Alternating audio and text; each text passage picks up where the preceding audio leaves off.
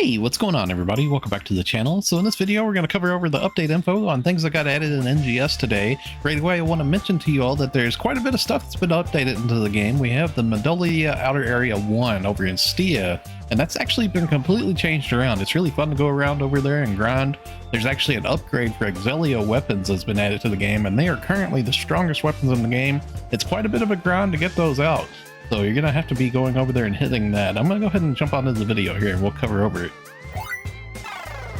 So as I had mentioned in the beginning of the video, Medolia Outer Area 1 over in Stia has been completely updated. Now there's actually a level cap that's been increased too. So we have level 95 cap is in the game, so you can currently get EXP while you're farming up stuff. But definitely you'll want to go over to Medolia Outer Area 1 over in Stia and start grinding around. They've actually changed around the map a lot. I really like how it looks now. There's a pretty nice little design to it. There's like an upper part with a bunch of little floating islands and a lower part with the volcano lava and everything. It's actually a pretty enjoyable grind in my opinion. Now, when you're farming over there, all of the mobs that you kill can actually drop a new item. They can actually drop this new grinder item, and this grinder item is something that you're going to need to get a hold of for using the Selio weapon upgrade to make the new weapons that are out. And the new weapons that are out, we're going to cover those a little bit further here in the video, but they're actually the strongest weapons in the game currently. So you're definitely going to be wanting to go over there and farm up quite a bit. Now, from the trials that all spawn inside of the Medolia Outer Area 1, you can actually get a hold of the Evolvolt material. That's the other material that you're going to need to upgrade your Aelio, and those drop quite a bit. So I actually got 163 of the Evolvolt, but I only got 28 of the new grinder. So it's pretty it's going to be a pretty big grind to try to get a hold of all those grinders to make your weapons, because you're going to need 150 Evolvolt, but you're also going to need 200 of those grinders. So I'm way off on the grinders currently. So it looks like those grinders just drop from any random mob that you kill over there. It's kind of like an area drop, I'm thinking. I'm not exactly certain if there's like a specific like enemy set that they might have a higher drop rate chance from or whatever. I'm sure people are going to get that figured out as the day goes on. Now, something else that's really nice about this, you can also get a hold of Dreadkeeper while you're over there farming too. I was actually getting a lot of Dreadkeeper 5, Dreadkeeper 4, and also like Gigantics capsules and stuff as well too. So it's a pretty worthwhile little grind. It should help keep those Grand Dreadkeeper capsules rather cheap, I would say. Now, as I mentioned, there is an Selio weapon upgrade. Now, you can find this if you go to the item shop. You can find it in the first shop on the left inside of Central City. At the very bottom of that option there at the item trader Travis, there's a new option there for equipment upgrade augment transfer. Now, you can go in here and you can see that there's the Dualio Selio weapons inside of here, and they actually look pretty badass. I'm pretty excited with how these look.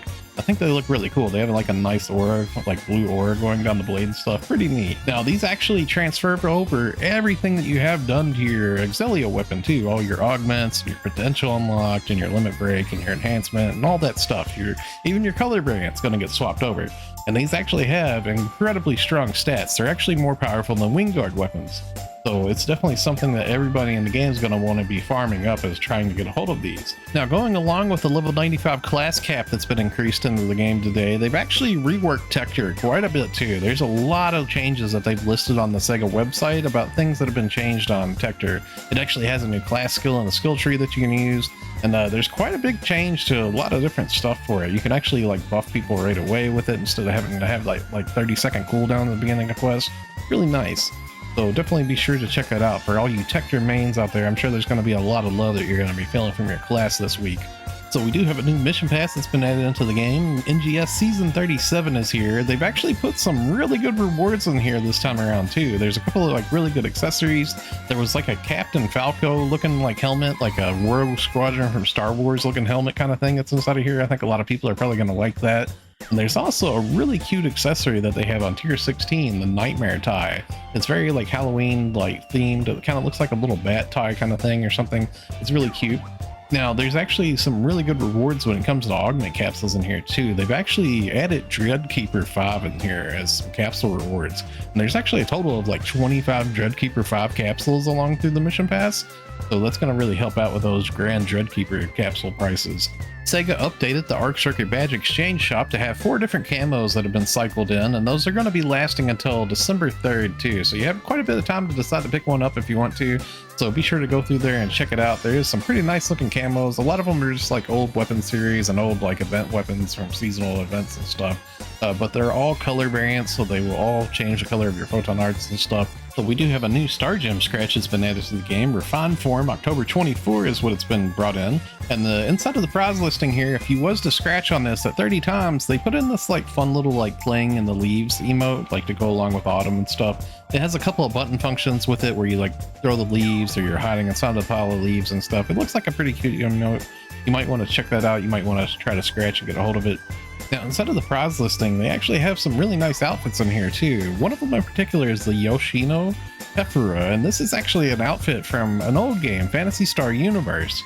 We actually had this on the JP server inside of Phantasy Star Universe. It's a pretty nice looking outfit. It's a really pretty outfit. There's actually a really cool hair that goes along with it too. So SEGA did end up dropping in a new AC scratch. It's not really a new AC scratch, it's a motion revival. October 24 is what this is called. So it's a revival scratch of a whole bunch of different motions. There's actually a lot of really good ones inside of here, and there's actually some like reversed versions of them too, where it does like the opposite hand on the hip and stuff like that. SEGA ended up adding something new inside of the Star Gem shop, and it's very expensive and not really worthwhile. And maybe later when we get some like really rare weapons or something, this might be worthwhile. But they've added in for 1,500 Star Gems, which is just an incredibly crazy price to me. I'm surprised it's that much. I don't know what they was thinking with this.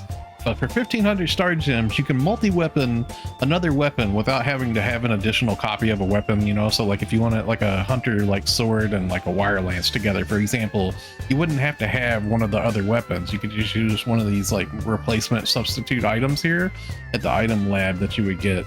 And it's 1,500 Star Gems for this, so that's extremely costly. I think that's a really stupid price. Definitely do not purchase that, I would say, unless it's like maybe in the future if we get a hold of like 12-star weapons and there's something like super rare where a weapon's like, you know, a couple 100 mil or something, then it might be worth that, you know. But currently as it is, this is just a complete waste and completely overpriced. But it is a cool item. I like that they added it. It's just really too expensive. So we have some new build parts that have been added into the game, and this is one I think a lot of people are going to really want. It's been requested for a long time, and that's water build parts. So you can actually, there's different like shapes for like water blocks and stuff like that. Now, sadly, you cannot color change these. I know a lot of people was hoping that you could change them to like different colors. I wish you could change the water to a different color, but sadly, there's no color change allowed on these. They've also added in like some different build parts for like food items and stuff like that. So just be sure to check it out. There is like some different build parts we have inside of there, like donuts and stuff like that. So currently in the game, we have an event going on called Halloween Costume Party that's going to be taking place throughout all of October. Now, one of the first things that they're going to be doing here, they've actually added a new face type to the game that you can use inside of the Salon. And going along with that, they actually have free Salon usage. So you can use the Salon as much as you want right now without having to use like a pass or pay for anything. So it's definitely like a cool idea to go inside of the Salon right now and just check out the new face type, see if you like it. I would suggest making a backup save of your character first. Make a save of your character data before you go off editing things. That way so you can reference that in case you mess stuff up, you know. So the Arks record for this week is going to be the Central Aelio board stage 1. Now you can find this over in Central Aelio at the Halfia Plains West Ryuger is where you would find it. It's over there about where you would normally go to gather up your daily alpha reactors. So be sure to go over there and hit a run of that. It's a pretty quick one too. It only takes like a minute to complete. Okay, so that's going to wrap it up for the video. Thanks a lot for watching, everybody. Stay safe and have a wonderful day, friends. I'll see you all in the next one.